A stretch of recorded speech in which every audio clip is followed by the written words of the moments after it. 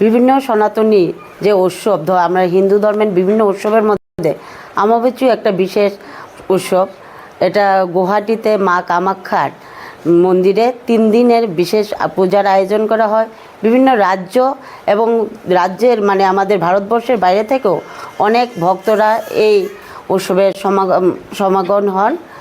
এটা একটা মানে মিলন মেলায় পরিণত হয়। বিশেষ করে মা বোনেদের এটা উৎসব।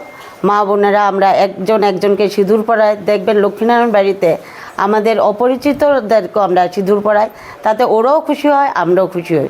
আমি বিভিন্ন বুথে, আমার 14 নম্বর ওয়ার্ডের বিভিন্ন বুথে গিয়েছি, মা বোনদের সাথে সিঁদুর খেলেছি। তারা খুব খুশি, তাদের এই খুশি মুখ আমাকে আনন্দিত করেছে। মা কামাখ্যার আশীর্বাদ সবার উপর বর্ষুক, সবাই ভালো থাকুক, সুস্থ থাকুক।